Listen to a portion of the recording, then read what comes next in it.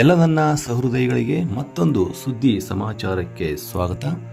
ವೈದ್ಯೋ ನಾರಾಯಣ ಹರಿ ಅಂದರೆ ವೈದ್ಯನೇ ದೇವರು ಅಂತ ಹೇಳಿ ನಮ್ಮ ಭಾರತೀಯ ಸಂಸ್ಕೃತಿಯಲ್ಲಿ ನಾವೆಲ್ಲರೂ ಕೂಡ ನಂಬಿತೀವಿ.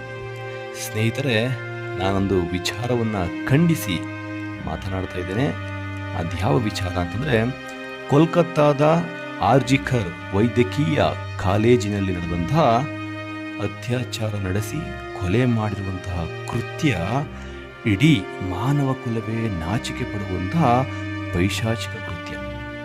ಆ ವಿದ್ಯಾರ್ಥಿನಿಯ ಶ್ರಮ, ಆಸೆ, ಆಕಾಂಕ್ಷೆಗಳೆಲ್ಲವನ್ನು ಕೂಡ ನಾಶ ಮಾಡಿದ ಆ ಪಾಪಿಗಳ ವಿರುದ್ಧ ದೇಶದಾದ್ಯಂತ ಪ್ರತಿಭಟನೆಗಳು, ಹೋರಾಟಗಳು ಕೂಡ ನಡೆಯುತ್ತಿವೆ.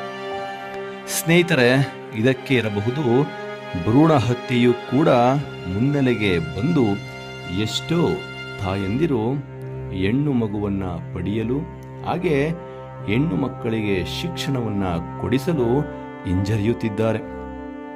ಇದೇ ಸಂದರ್ಭದಲ್ಲಿ ಸ್ನೇಹಿತರೆ, ನಮ್ಮ ಹೆಮ್ಮೆಯ ನಳಂದ ವಿಶ್ವವಿದ್ಯಾನಿಲಯದ ಅವನತಿಯ ವಿಷಯ ಕೂಡ ನನಗೆ ನೆನಪಿಗೆ ಬರುತ್ತದೆ. ಬಕ್ತಿಯಾರ್ ಖಿಲ್ಜಿಗೆ ಬಂದಂತಹ ರೋಗವನ್ನು ತನ್ನ ಆಸ್ಥಾನದ ವೈದ್ಯರು ಗುಣಪಡಿಸಲು ವಿಫಲರಾದಾಗ ನಳಂದ ವಿಶ್ವವಿದ್ಯಾನಿಲಯದ ಆಯುರ್ವೇದ ವಿಭಾಗದ ಮುಖ್ಯಸ್ಥರಾದಂತಹ ವೈದ್ಯ ರಾಹುಲ್ ಶ್ರೀ ಭದ್ರಾ ರವರು ನೀಡಿದಂತಹ ಬುದ್ಧಿವಂತಿಕೆಯ ಔಷಧಿಯಿಂದ ಬಕ್ತಿಯಾರ್ ಖಿಲ್ಜಿಯ ರೋಗ ಗುಣವಾಯಿತು. ನಮ್ಮ ಭಾರತೀಯ ವೈದ್ಯರು ಬಹಳ ಚತುರರು, ಹಾಗೆ ಅಪಾರ ಕೌಶಲ್ಯವನ್ನು ಹೊಂದಿರುವುದನ್ನು ಮನಗಂಡ ಖಿಲ್ಜಿ ನಳಂದ ವಿಶ್ವವಿದ್ಯಾನಿಲಯವನ್ನು ನಾಶ ಮಾಡಿದನು ಎಂಬಂತಹ ಮಾತಿದೆ. ಸ್ನೇಹಿತರೆ, ಈ ರೀತಿಯ ಪರಂಪರೆಯ ಈ ನೆಲದಲ್ಲಿ ನಡೆದ ಈ ಘನಘೋರ ಘಟನೆ ಅದು ಯಾವ ಹೆಣ್ಣಿನ ಮೇಲೆ ನಡೆಯಲಿ, ಇಂತಹ ಘಟನೆಗಳಿಗೆ ಕಾನೂನಿನಲ್ಲಿ ಆರೋಪಿಗಳಿಗೆ ಹೆಚ್ಚಿನ ಸಮಯವನ್ನು ನೀಡದೆ ಅತಿ ಘೋರವಾದಂತಹ ಶಿಕ್ಷೆಯನ್ನು ನೀಡಬೇಕು. ಈ ತರಹದ ತಕ್ಷಣದ ಶಿಕ್ಷೆಯಿಂದ ಬೇರೆ ಯಾರ ಮನಸ್ಸಿನಲ್ಲೂ ಕೂಡ ಈ ರೀತಿಯ ಆಲೋಚನೆಗಳು ಬರಬಾರದು. ಆ ರೀತಿಯ ಶಿಕ್ಷೆಯನ್ನೇ ನೀಡಬೇಕು.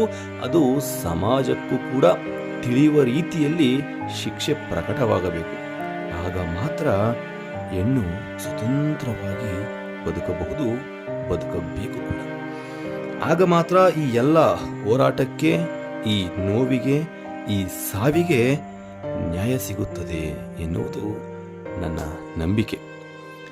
ನಿಮ್ಮ ಆಲೋಚನೆಗಳನ್ನು, ಆಕ್ರೋಶಗಳನ್ನು ನನ್ನ ಜೊತೆ ಹಂಚಿಕೊಳ್ಳಿ. ಧನ್ಯವಾದ.